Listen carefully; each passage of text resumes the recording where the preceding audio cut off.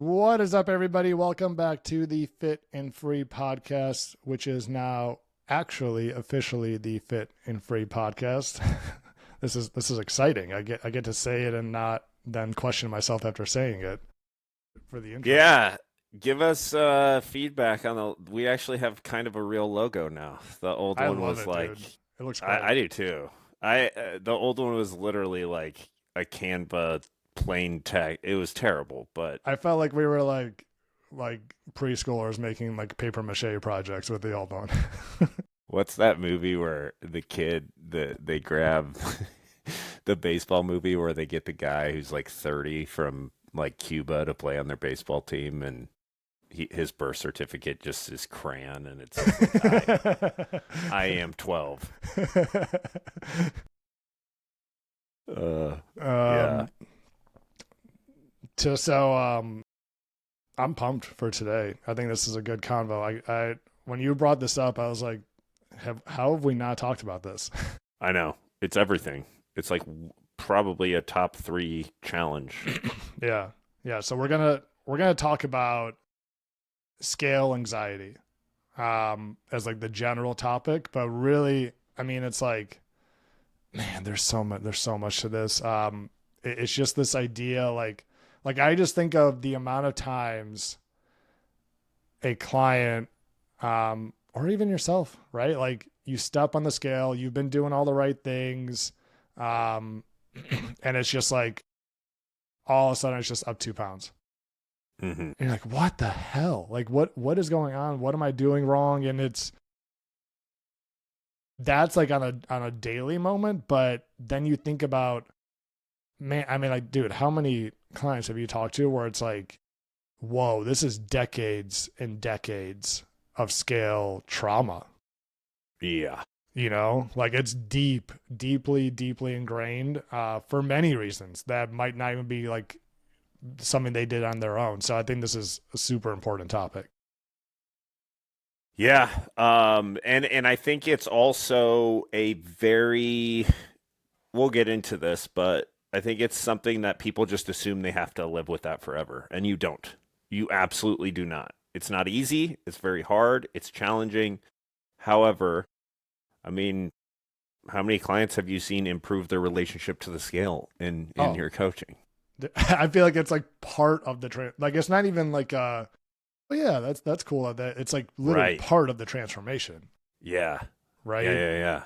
Because there's so much, which I guess is like maybe a good even starting point is like I I feel like there's so much pressure on the scale. And that is a huge piece of this, right? Yeah. Is just like so many, I mean, especially women have been taught their whole lives like there is a correct number on the scale. And in many cases it's almost like the only correct number is lower than whatever you are now. Right? Less. Like it's crazy how many clients I've worked with that like it's not even the actual number on the scale. It's the idea of it going down is correct and anything else is incorrect. No matter, even if they're already lean, Yeah. even if they've already hit their goal weight, right? Like there's still like oh my God, but the scale went up 2 pounds. It's like your goal isn't weight loss. Like what do you mean? So what? Yeah. Yeah. It's like money, It's Oh like yeah. it's always relative, right? And I think it can be, and we're going to get into this, but it can be so helpful too. That's the thing. Like we don't want to totally banish it. But if we put everything into that, that's where well, everything being that's our only goal fitness wise, but everything also being identity, self-worth, all the things, right? And so I think like we kind of chatted to map this out a little, and we're gonna go over some more tactical things that you might already know these. They're always going to be a good reminder. But then after that, we're going to kind of go into some guidance on how many of us know things. I know that, but it still bothers me, right? And kind of bridging that gap. So, um, what What's the deal with the scale, Herman? Well, let's talk about like what is the scale? Right? Like what exactly is it measuring? Um Yeah. and it's like I think that a major piece of this is when you step on the scale, like it feels like this is like it's measuring how fat I am, right? Like Right. that's like the initial, that's how so many people look at it. And if it went up, then it's like, oh my God, I gained fat. If it went down, oh my God, I lost fat. And that's just not true, right? Like, of course, there's some of that. Of course, there is like, if your scale is going down, you're probably losing some fat. If your scale is going up, you're probably gaining some fat. But like, we have to break it out to, okay, it's not just body fat. It also measures muscle mass, blood, organs, right? And then the big one, we're literally made up of 60% water. Whenever you step on the scale, 60% of that is literally just water. And it's important because that water changes every day.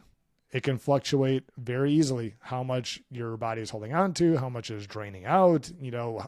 There's so many factors that impact that, and it's incredibly normal for that water to fluctuate 2 to 5 pounds on average on a daily basis, up or down. Yeah. Uh, I mean, 5 pounds, literally 5 pounds, It's a lot. it's a massive swing. And I think another thing that comes alongside this too is that, you mentioned the muscle mass, and everybody's heard muscle weighs more than fat, right? All the things. One common misconception that people still have that I hear a lot, they get the muscle part. They get, I want long term, I want to tone up, I want muscle. But I think one that doesn't always click for people that is so important is they'll say, I'm going to lose the weight first and then I'm going to tone up. Yeah. And that is a crucial, crucial thing that, like, first and foremost, you can build muscle while the scale goes down, hands down. It's very rare that you're not in a position to do that, especially if, you're newer to this. And I think people, Or at the very, very least, hold on to your muscle. yeah. Great call. I used to think that it was kind of just like, well, if I'm losing weight, I'm losing fat. And so I'll build the muscle later. No, you're actually actively losing less fat and losing more muscle mass and lean mass if you're not strength training. So it's not that like, oh, getting to XYZ weight is XYZ weight and then I tone up. You're digging yourself a hole. Your metabolism's going to go down a lot more. Now, we have episodes on this, but it doesn't take much. Like, it does not take much as far as when it's going down. And I think I'm kind of getting away from our point here. But at the end of the day, I mean, how long, Herman, do you need data for to actually make a determination if the scale is going down or up? Who? I mean, I typically with clients would say at the very minimum 3 weeks. Wow. Very minimum. Yeah. And usually I like a full month of data. Yeah. Of consistent data. Of consistent data. Or consistent enough. Which is a really important factor in itself because, and this might be crossing over into the mental part of this, but like when I talk to a client, like I'm like, either weigh yourself 3 to 5 times a week or don't weigh yourself at all. Because when you weigh yourself once a week, it does nothing good for us. Like it might give us some direction, but the reality is like going back to scale fluctuations are normal, right? It can go up or down 2 to 5 pounds every day.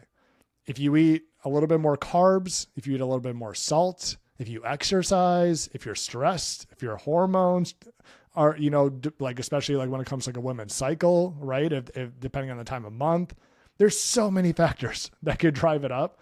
And so when you say like, oh, I don't, the scale drives me crazy. Like I can't do it more than once a week. Okay. I hear you. And I completely understand the emotional piece of that. And you're valid to feel that, right? The challenge I always throw back is, okay, what happens when you go to your one weigh-in that week and you just happen to have a little bit more salt than usual last night, right? And the scale is up 1 pound versus what that one time you weighed yourself the previous week, right? Like, what does that do?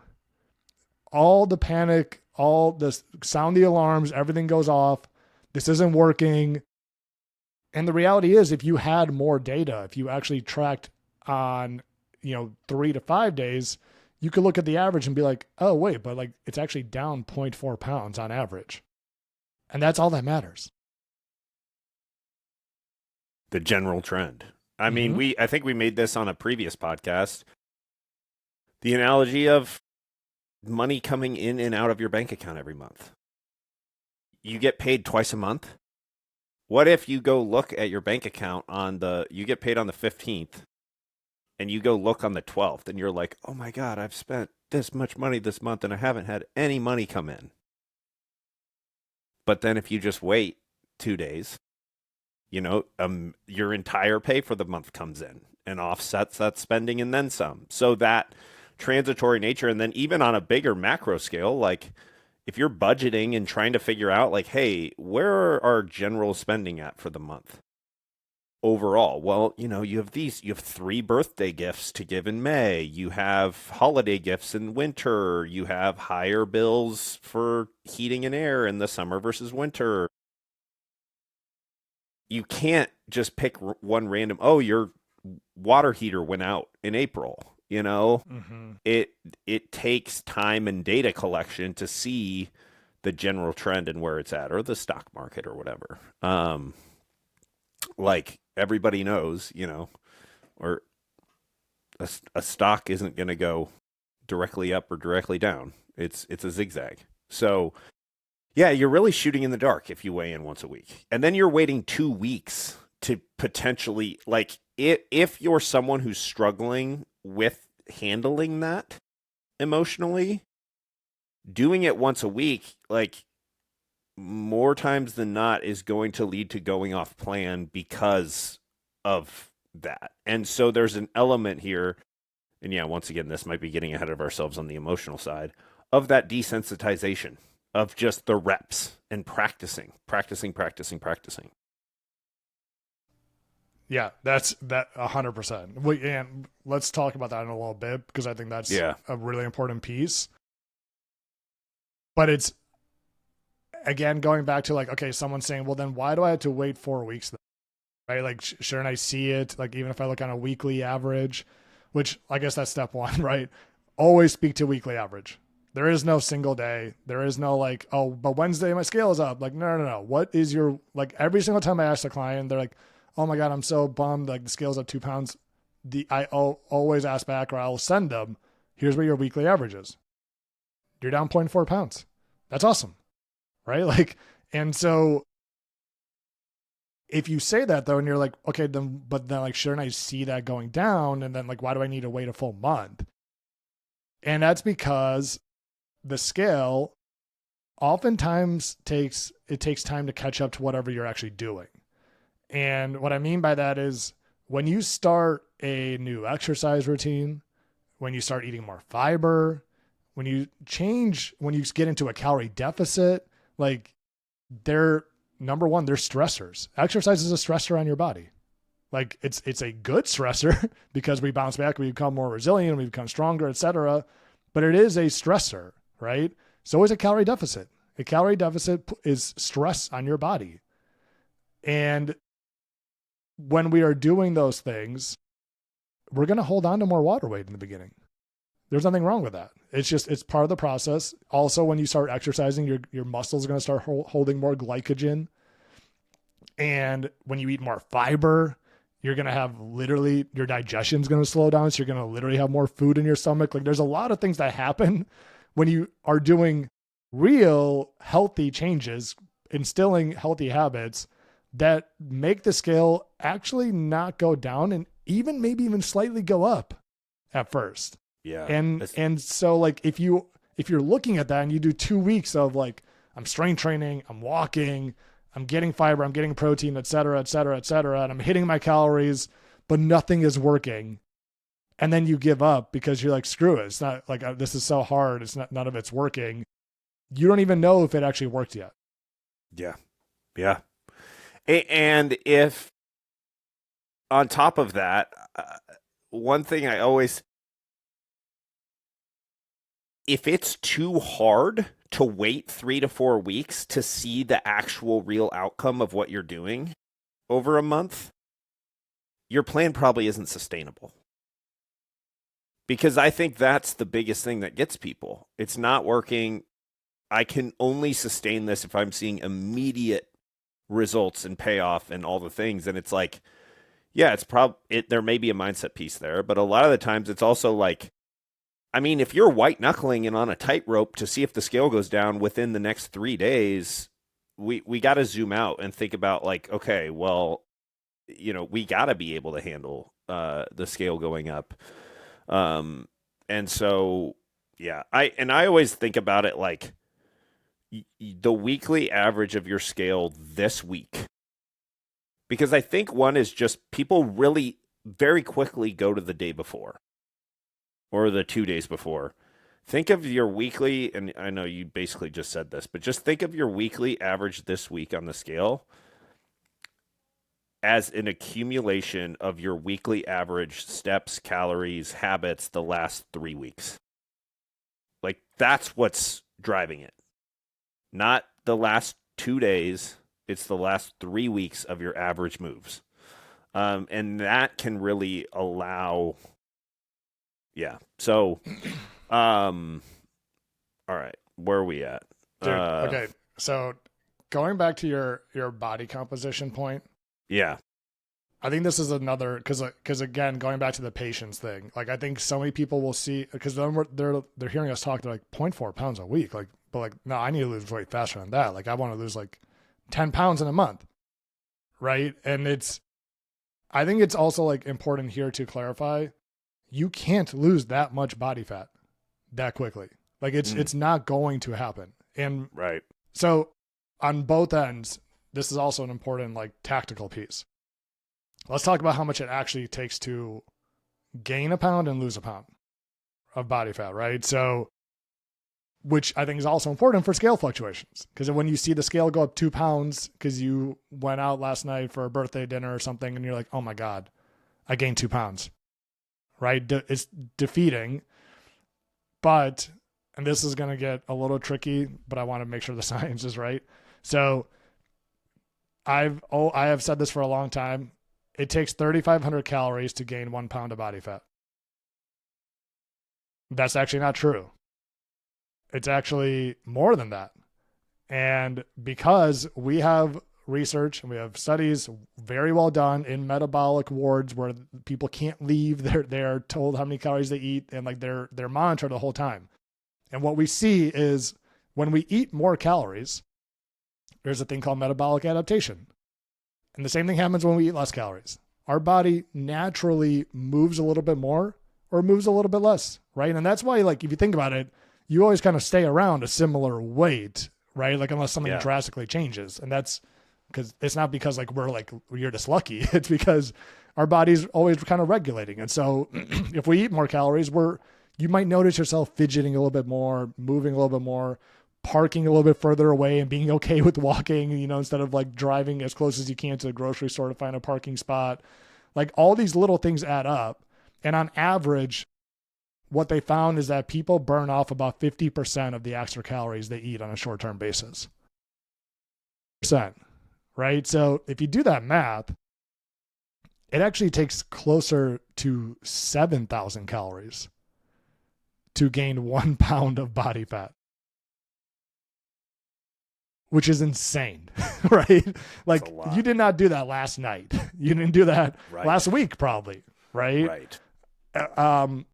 And on the flip side, well, I'll pause there.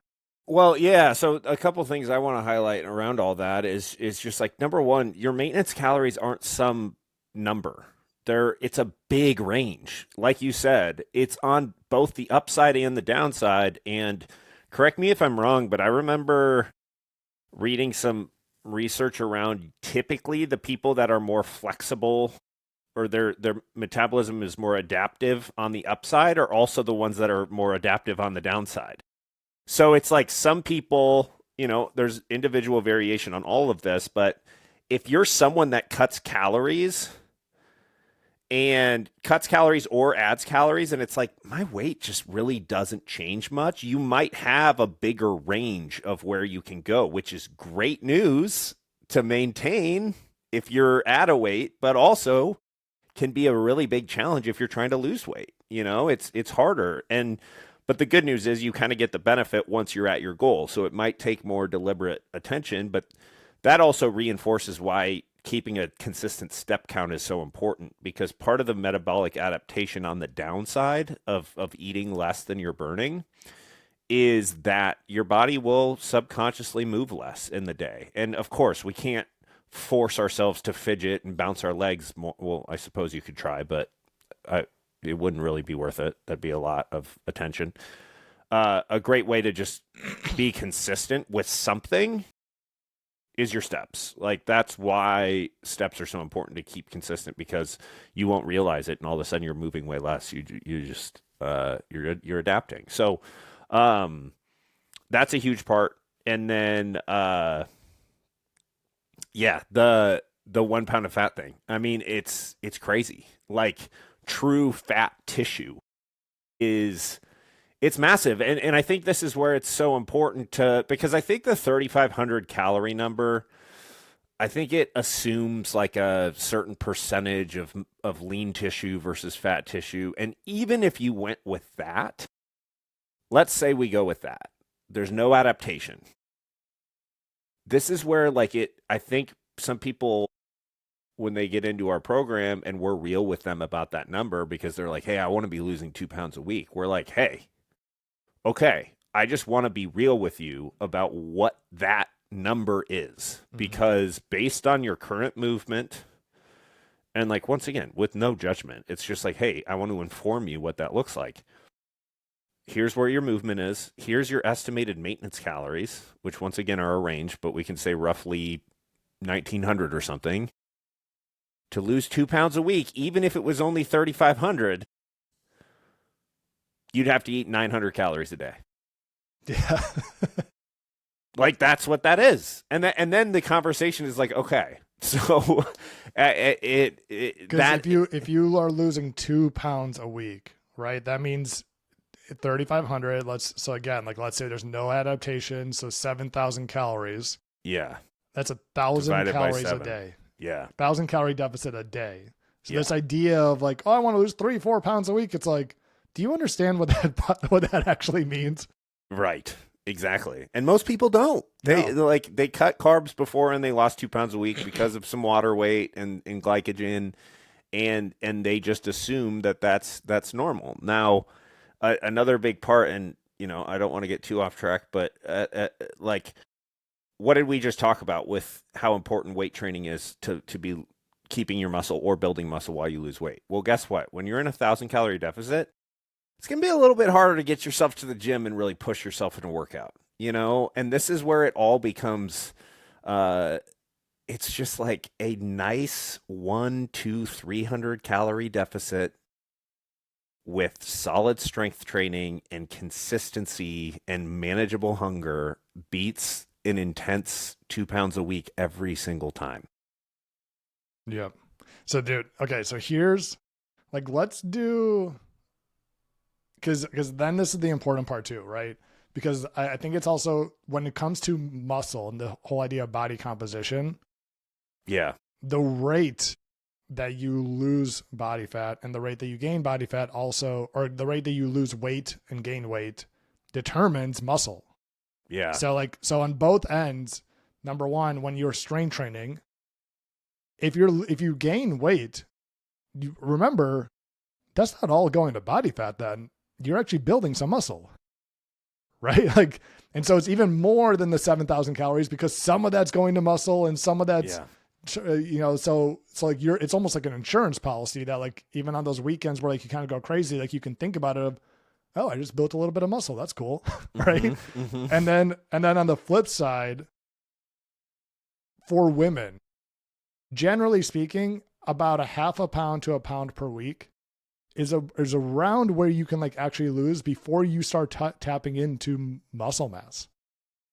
Maybe closer to like a pound and a half to 2 pounds. And like that's for men, I would say for sure. But for many women, you go faster than that, you're losing muscle. You're not losing body fat anymore, no matter what you do.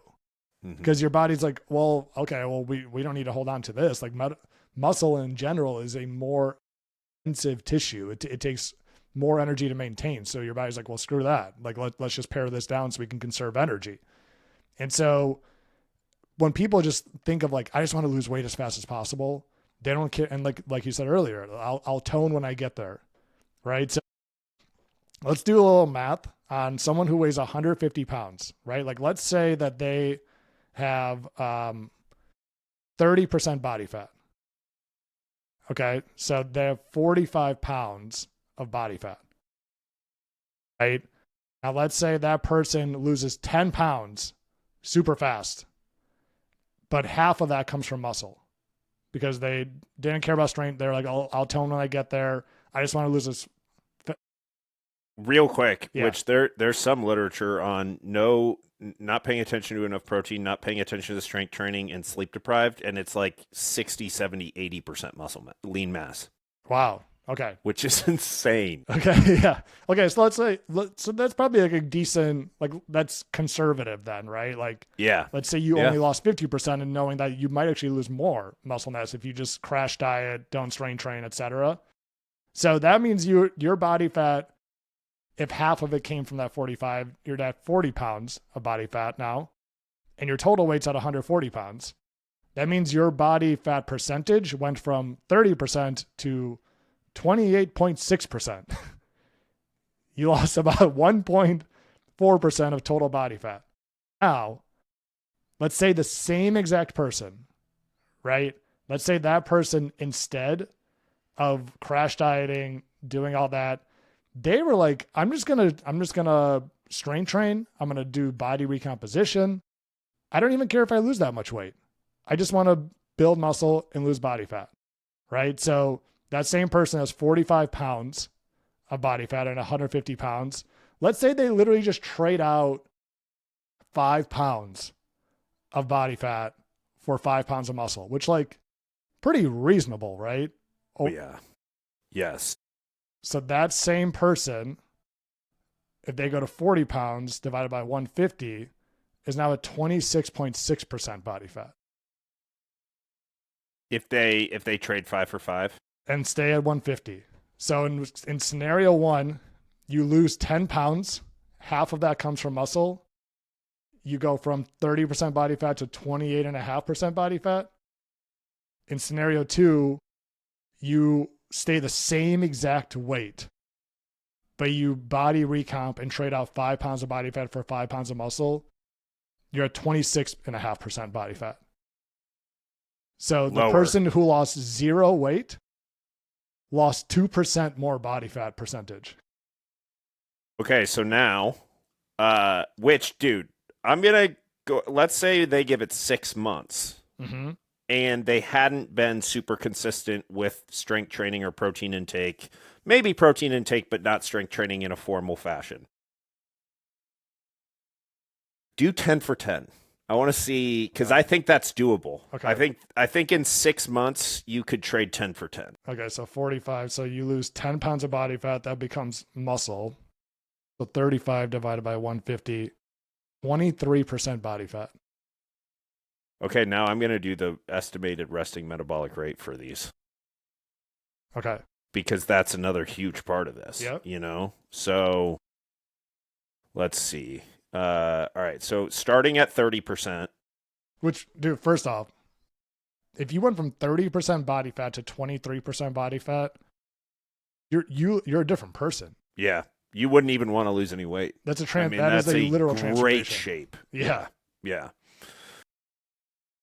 Okay, so I'm going to just put in some like moderate activity levels for this. Say 3 workouts per week for 40 minutes.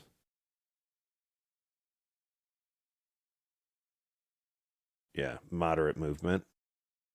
Okay, 150 pounds at 30% body fat. Average around 2150 maintenance calories. So now, what was the first scenario? You go to 140. You go to 140 and At you're 28.6. 28.6. Okay, So this is if you lost 10 pounds and you just crash dieted and said screw the muscle. so that brings you down to 2075. So Okay. your metabolism goes down 75. You get 75 calories less per day to eat to maintain. So now let's go to the 150 again. And what was the last one? If you trade 10 for 10, like 23. 23. Wait, if you, the 23%. Yeah. So that'd be 150 at 23%. Because you're maintaining your weight, but you're trading out 10 pounds of body fat for 10 pounds of muscle. Your maintenance would go up to just over 2,300. So you're 5% less body fat. You look you're 7% way more less body fat. Oh, 7. From the original. From the original. Yeah. Well, let's compare it to the weight loss. Yeah. So like 5.5% less body fat, which as a total of total body fat, that's like almost a quarter. Which like means like what that's saying is you would weigh 10 pounds more, but you would look leaner. Yes. Which you'd is crazy. Take up less space, most likely. Yeah. And you'd get 225 more calories every single day to eat. That's huge. It's insane. That is so much food. Right. Well, and like that's also assuming that in the person who went down to 2,000, that they're still moving the same. Right. Which you probably aren't, right? Yeah. And you get down to 23, you trade 10 for 10, you're going to be feeling more confident. You're going to be even more likely to go out into, like, there's so many, you're going to be more confident. You're going to feel better. Your energy is going to be better. You're going to be stronger. You're going to be more likely to move your body spontaneously. Yeah. That's wild. Which is like, and this, like that example, I'm happy we did all that. Hopefully people were following because it's just so important to like level set what the scale can and cannot measure. Right? Like the example we just did, if you've been taught your whole life, all that matters is the number on the scale. That's everything. Just help me lose weight. I just need to lose 10 pounds. Just help me lose the weight.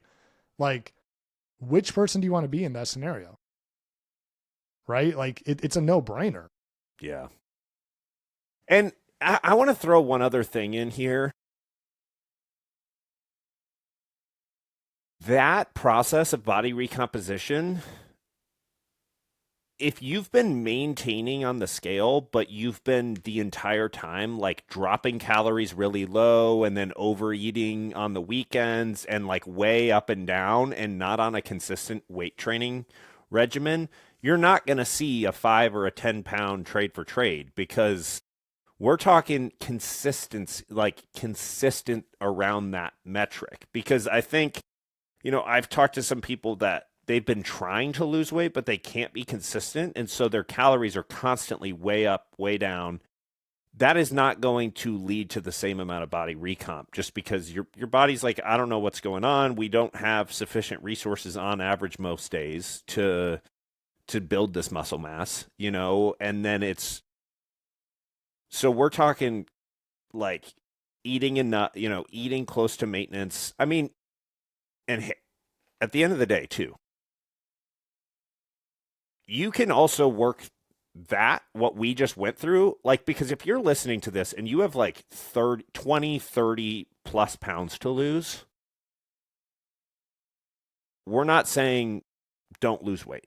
We are Mm-hmm. absolutely not saying that. Like the scale can be very helpful, and I'm sure we're on the same page. Like I'd argue if you have, consider more than 20, what would you say? More than 15, 20 pounds? Like it's important to bring the scale down. However, a small to moderate deficit, like you said, half a pound to 1 pound per week, and paying attention to this muscle, you can kind of do both at once. You absolutely Yes. can. You'll build some muscle, you'll improve metabolism. Now, is that metabolism going to totally offset the weight loss decreases in metabolism? Maybe not, but like all else equal, you're just going to get way more food at any given number on the scale and be getting body recomposition as you go. Yeah. I'm happy you said that because it is like neither of us are. There's a lot of coaches, a lot of people you'll hear out there that's like, throw out the scale, don't worry Yeah, about it, just get strong. And it's like, right. no, that's not like it's never one thing or the other, right? Like I think it's still important in many cases to still focus on some weight loss and to get into a healthy range. Yes. I think what's just important is that like it's just one piece of the puzzle.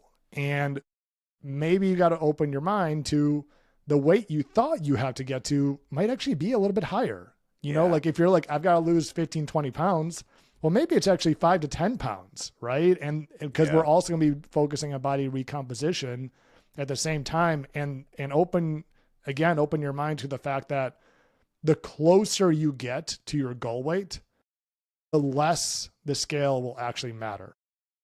Yeah. Which is weird, but it's important. Yeah. Yeah. I think it's just like I'm okay giving a blanket rule that like it's never 99% of the time I'm never going to say to go more than a 500 calorie deficit, and that might even be aggressive, Agreed. Because so it's like that's where it's so hard with all the nuance out there, because I have talked to people that are like they do have like 40 pounds to drop, and this is where the whole reverse dieting and your metabolism's broken conversation comes in, and we don't need to go into that right now, but it's like if you got 20 plus pounds to lose, there's no reason to be deliberately maintaining weight. Of like it, and of course, if dropping to even a 200 or 300 calorie deficit creates massive food noise and you're binge eat, like that's okay. Yeah. So I take back saying never, but because the mindset's important and the behavior is important. But if that's not going on, then it's like you can lose weight. You can lose weight and build muscle at the same time. So, all right. Have we covered all our tactical pieces? Think so. Yeah. Okay. Yeah. So should we talk about, well, you want to go into the next part? Yeah, I think from here, I'm sure a lot of people hear this and be like, I know, but it still drives me nuts. And I'm with you for sure. So I think there's two pieces there. Number one, well, in general, it's taking it from knowledge to actually applying it day to day, right? Like you can sit here when the scale isn't bothering you and being like, okay, yeah, it's just not gonna bother me Monday morning when I step on it. But you step on the scale and everything goes out the window, right? And that is emotion, like very normal. And I think there are two things here. Number one, sometimes it's just time. It's literally like in our program, you're getting reassured. It's like, hey, you're doing the right things. I've got my eyes on it. This is normal. But it's just hearing that over and over and over and over, and also reinforcing it to yourself over and over and over. And that's why I think we're on the same page where it's like, I mean, first and foremost, I don't think that totally getting rid of a scale forever is ever a good option. I mean, that's just trying to control something instead of, I mean, we can work with it directly. Like we said at the beginning, like it can improve 100% and it will improve.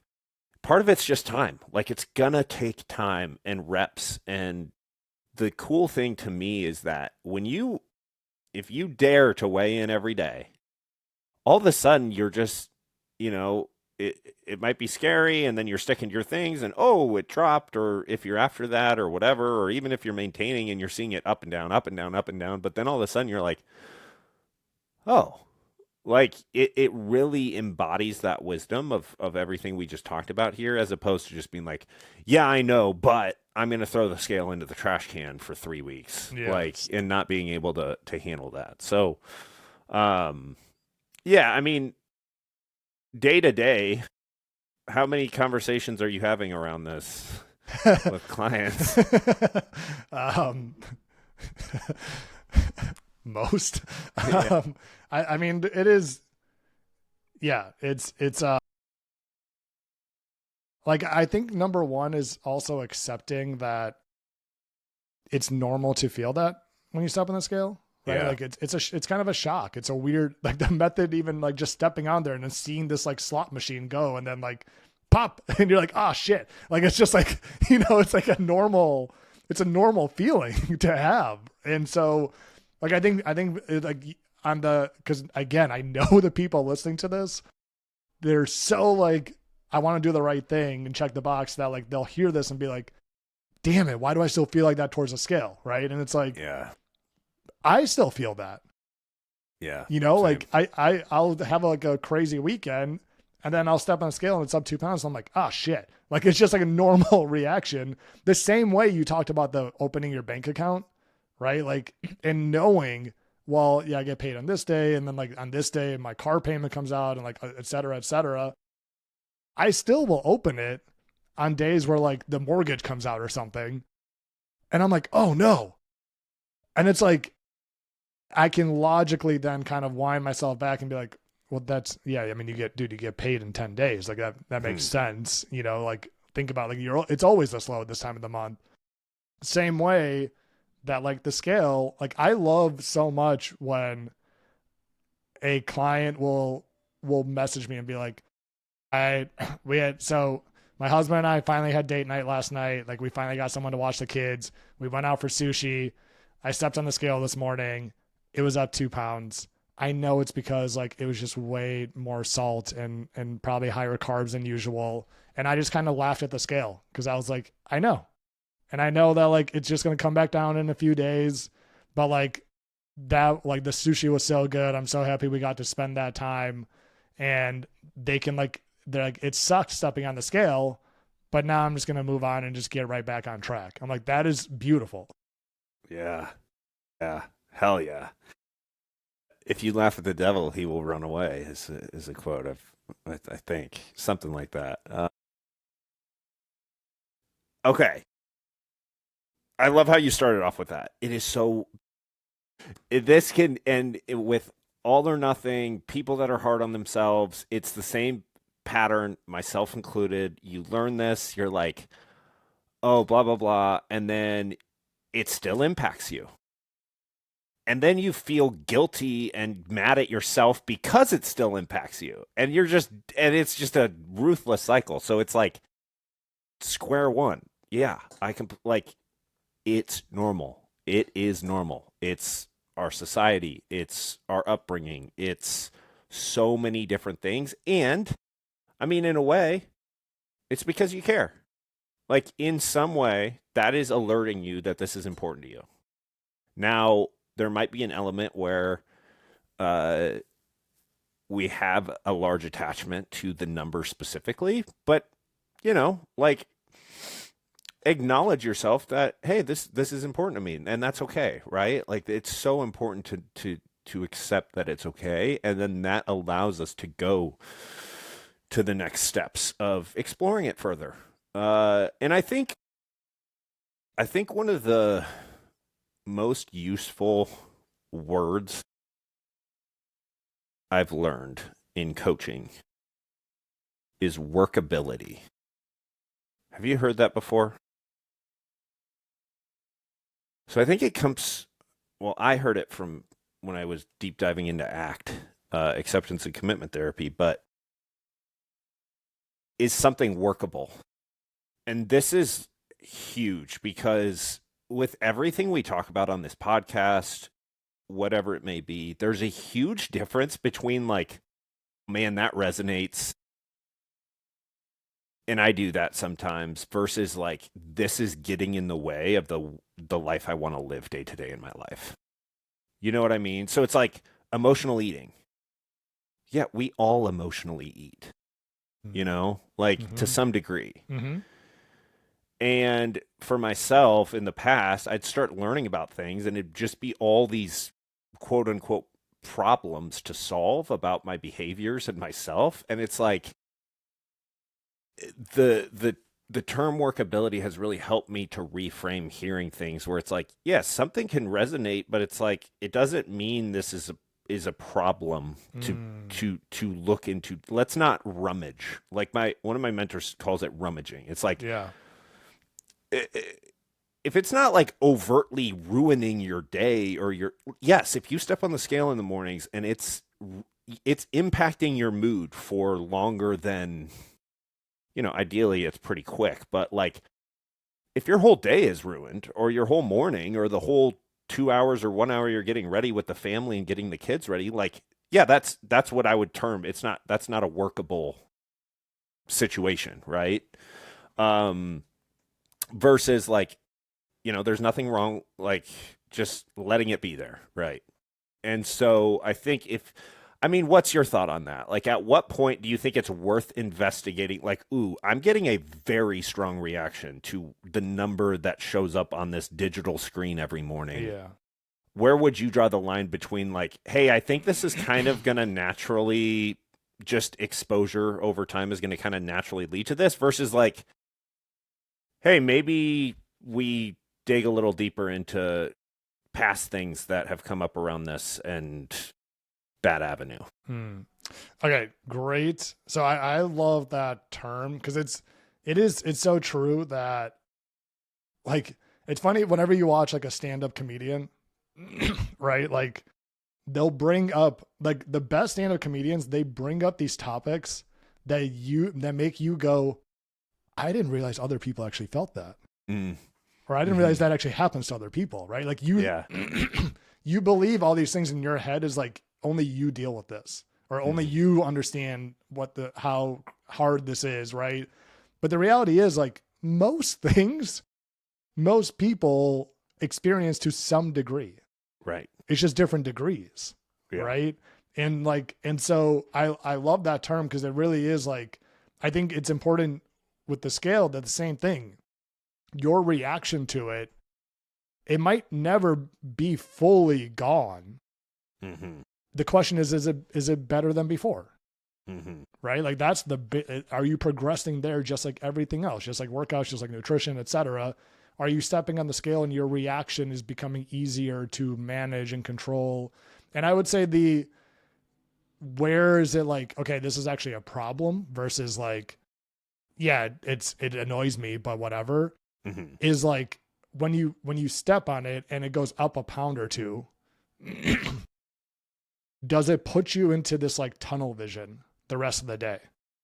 Yeah. Right. Where like now you're literally intentionally skipping meals and avoiding food and you're terrified of carbs for that day because all you want is to just wake up and for the scale to just be down again.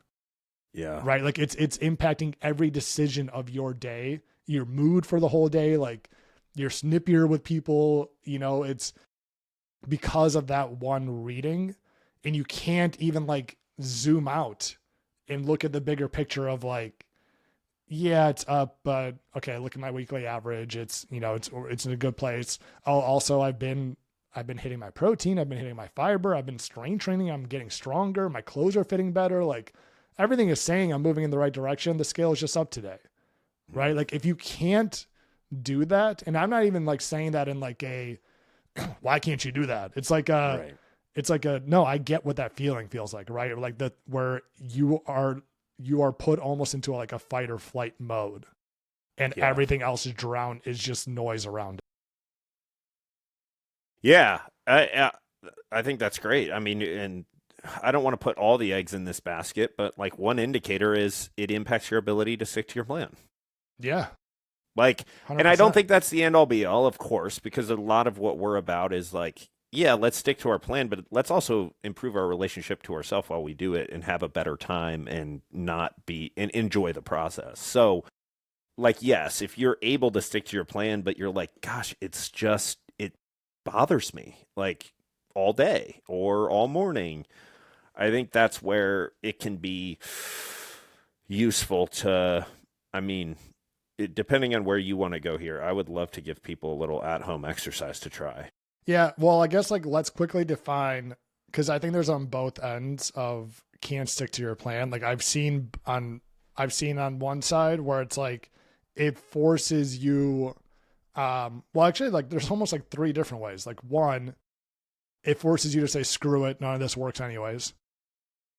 Right. And then you go off, then you completely go off track for like 3 days. And then it's like, and then you're like, oh, but I have to get back on. And then it's like, you're just in this constant yo-yo cycle of 3 days on, 3 days off, because like one number sets you off.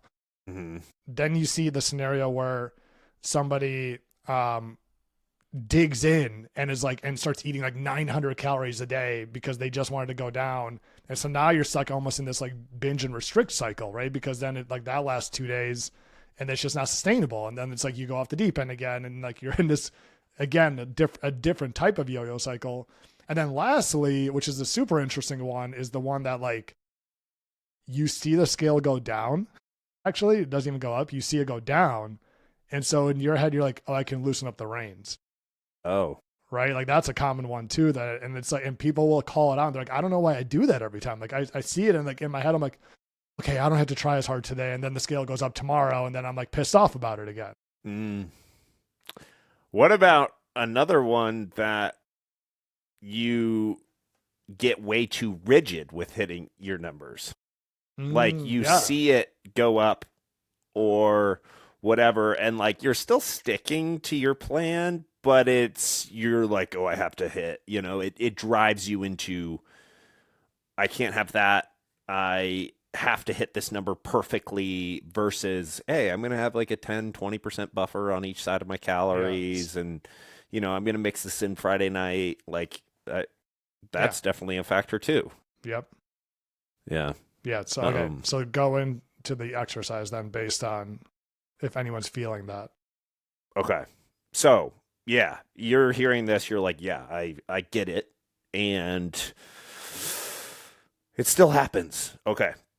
Here is if you were my client, what I would do. And if you're a client of ours, hit me up. Let's go through this together. But, so the general idea, and once again, this is where workability comes in because I'm about to say some stuff that, like, no, I don't have a direct study that shows this, but doing this work has been helpful for this situation. It's workable, it's useful, right? And so, like, I don't really care the specific reason for it being workable.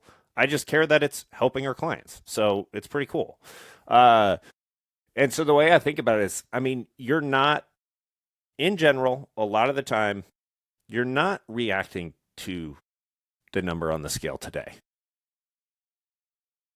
It's sparking an incomplete emotion or emotional response that you had about your body or about yourself or about the scale earlier in your life.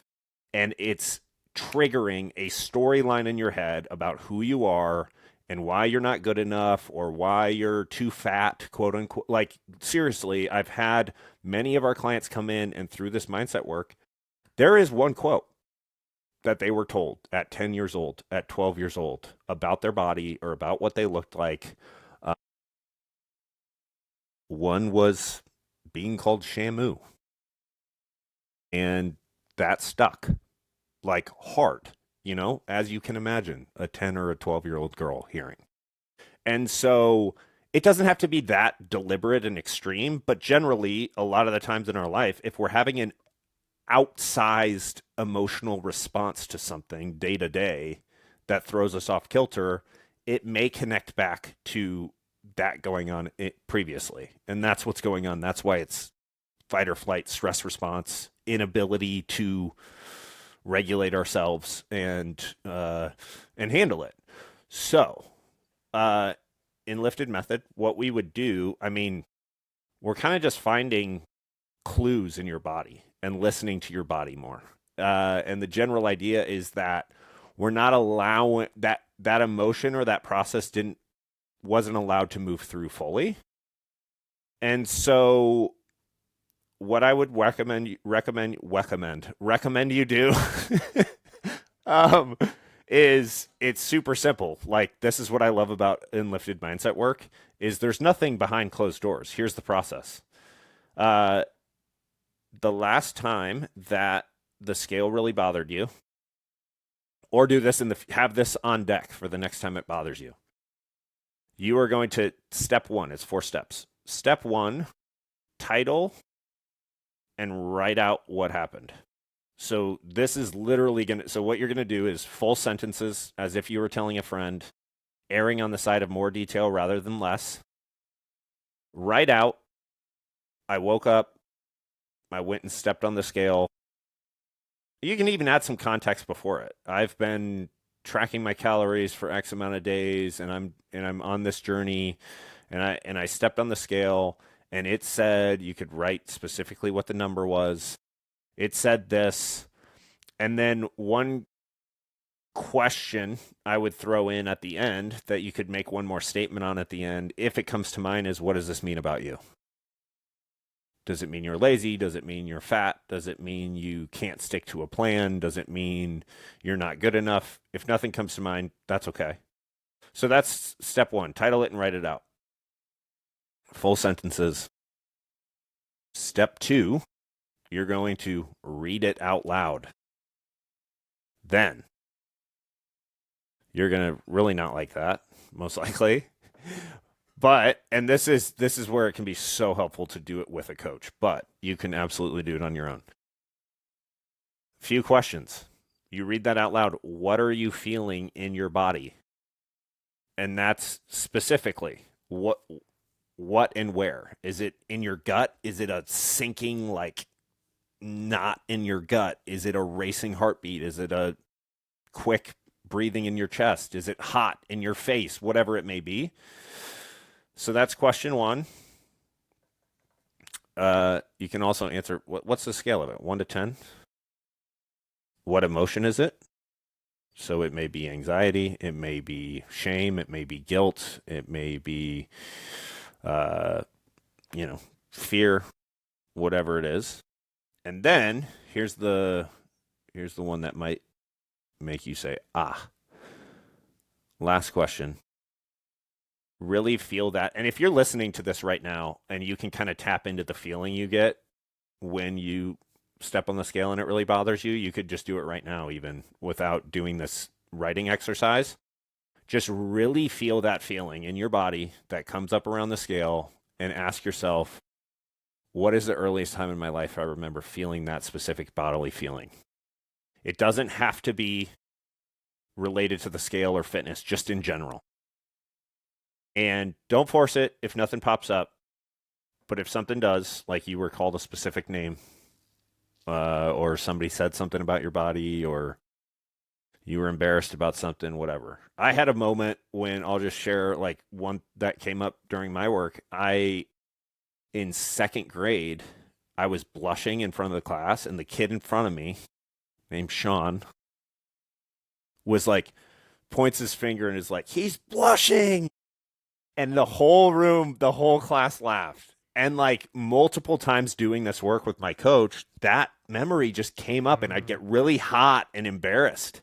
And anyways, cause I get red and flush ever since then. I don't know if I did before that. Interesting. So, and totally like had a huge embarrassment around turning red for the longest time. Yeah. Which has decreased drastically, especially doing this process with it. But anyways, if a memory like that comes in or something super small, jot it down, just title it or write down the scenario. So that was step 2. And then real quick, steps 3 and 4. Step 3, read it out loud at 70% speed. So you're going to read it again but you're going to slow it down because you probably read it really fast because it was uncomfortable on the first time. Step 4 is read it again at 70% speed. Between every sentence, full inhale, full exhale, like 3 seconds in, 3 seconds out. And essentially, this is just going to down regulate you through the experience, like through that feeling, and allow you to welcome more of it. And it's, it might not be overnight, but I'm guessing, and I mean, even if you're not a client, if you do this, or you're even thinking through it right now as you feel that feeling in your body, because it's that activating, like just thinking about weighing in brings it up for you, and you're like, oh yeah, I have a memory. I'm happy to 4-step this with you, because what we do then is those same 4 steps, we go back to the memory that came in, and we do the same thing with that. And yeah, some emotion can come up, but generally what we see is people feel lighter, they feel better, it's less triggering. We're essentially allowing that stuck emotion to move through us that never got to fully complete its cycle back then. And so instead of it getting micro triggers throughout our life day to day, we just go back to it, down-regulate ourselves, and allow it to move through us. And it's really fucking cool. It's really cool. That's awesome. It's so great. I mean, yeah. And that's the Enlifted Method. Now, live, we get to play with the words a little bit, and that's my job as a coach, to just be there with you and, sometimes reframe some of these things, like tweak the words and reframe the story around all this. But it's layers to an onion, and we kind of it's cool because we can intellectualize about all this all day. But like we talked about at the beginning, you can know something that doesn't change your body's reactions. And so by asking yourself, what am I feeling at what level, where in my body, when's the earliest time I remember feeling that, or other times I remember feeling that, we're able to see what's actually going on kind of under the hood without needing to know why. And that's why I love how simple this is. It's not some deep thing. It's writing and breathing and reading it back out loud. And, for some of these things, it's sharing it live with another person and being seen with that and not judged for it. Like one exercise I've been doing with a lot of clients is writing out their inner critic and the voice inside their head and what it says. And I always share mine before we start, just so that they can hear mine. So I'm not like the one just like observing theirs. But my gosh, it helps you notice it more. It helps you get distance from it. And it's been a really cool practice. So anyways, those 4 steps, anything that triggers you in your life or something that bothers you, really highly recommend it. Just try it out. And yeah, that's all I got. I'll stop talking. Cool. I think we're good. Cool. Right. Cool. That's it. Hopefully that is helpful. It's, again, like the goal is not to throw away the scale. The goal is not to never feel any kind of emotion around it again. The goal is simply to just understand it a little bit better, right? And to be able to use it as one tool in the toolbox on your entire fitness journey and make the pressure and the meaning of it in your life just a smaller piece. Yeah.